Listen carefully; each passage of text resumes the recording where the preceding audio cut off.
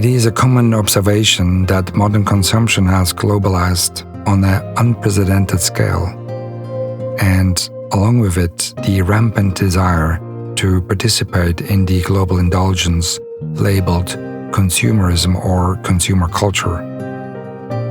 It is believed that such theories have spread far, accumulating in the likes of cultural imperialism, globalization, global inequality, nationalism, and hybridity.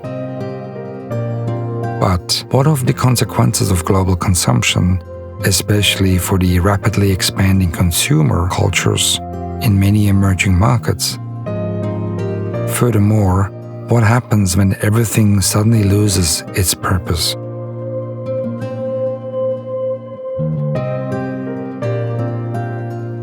The first questions to ask are, what makes human beings tick?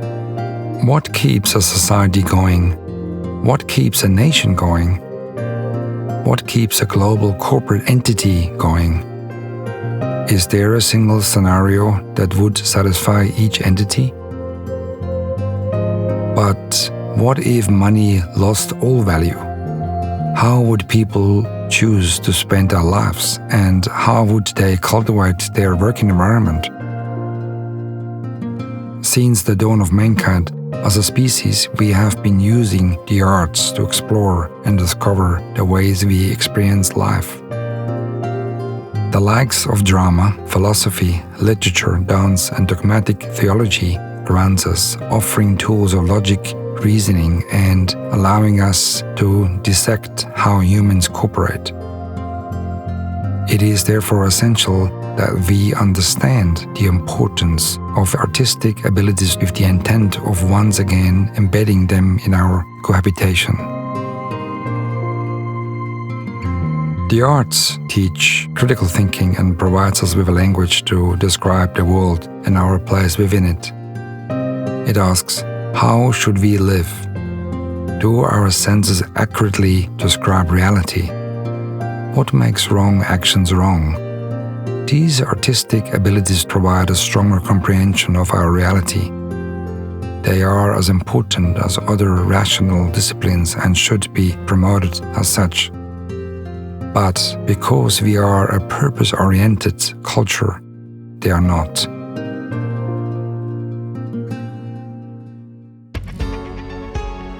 Human beings have accepted an intense pace of life.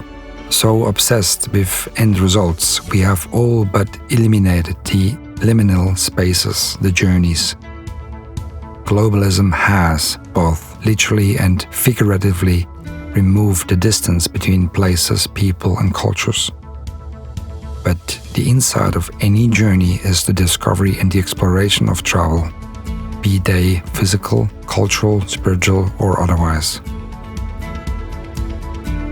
The artistic abilities do not latch themselves onto an end goals and ultimate solutions. If that were the case, the best philosophers, sociologists, and writers would be the ones to actualize their ideas the fastest. This is not so. The issue begins in the classroom.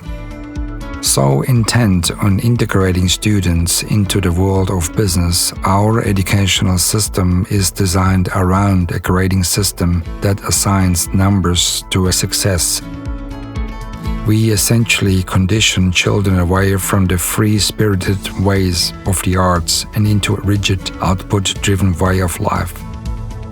It's not difficult to imagine the three thinkers of our time whittled down by the system, tamed, when their minds should be allowed to run wild. We groom children for economic success, a search for which has left many overwhelmed and unsatisfied. This is the ultimate hoax, that if we work hard enough, we'll attain success in the form of wealth, reputation, image, or peer recognition. So a grand majority choose a life of partial survival, never truly fulfilled. Instead of following our hearts, humans are driven by fear, anxiety, and disappointment. and many choose to work for the bare minimum of social acceptance and security. Throughout this vain pursuit, we miss most of life.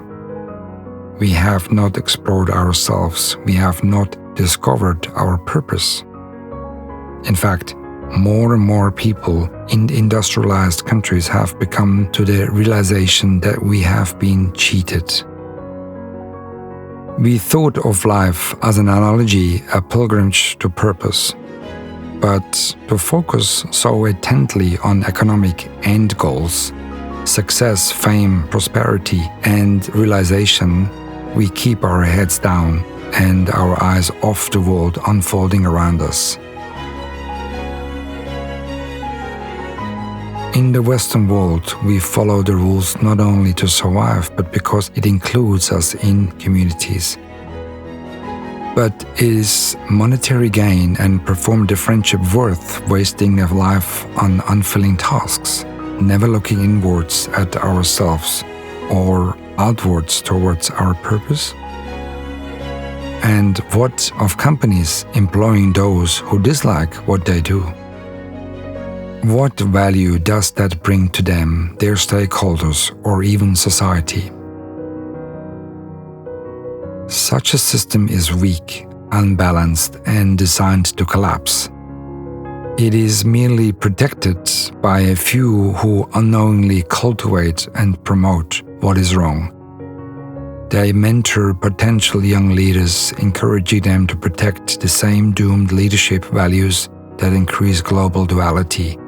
To what gain?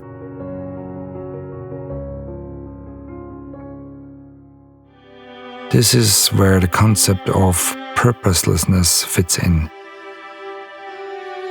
In industrialized societies, we consider purposelessness as valueless because that which is not contributing to the overall status quo of a society is inferior to what which does.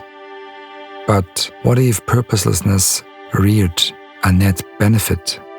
In fact, purposelessness could be a grand competitive advantage in a way that we lead and manage our businesses.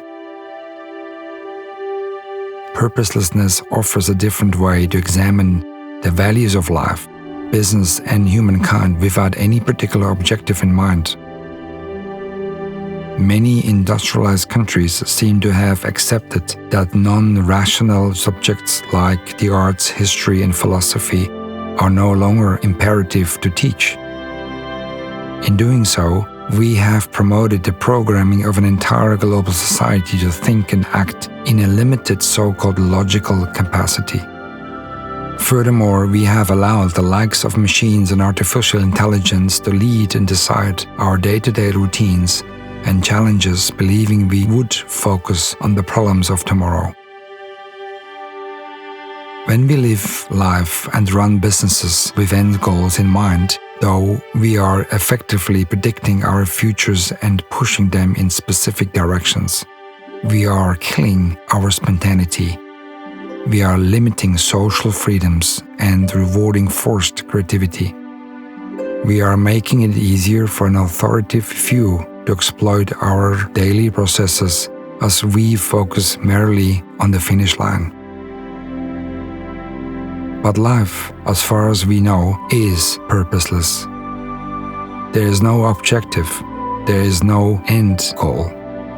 What's more is that this isn't necessarily pessimistic, and the sooner we realize that exploration and discovery, the journey that the arts address, is just as or even more important than arbitrary goals we set for ourselves, the sooner we accept a freer way of living.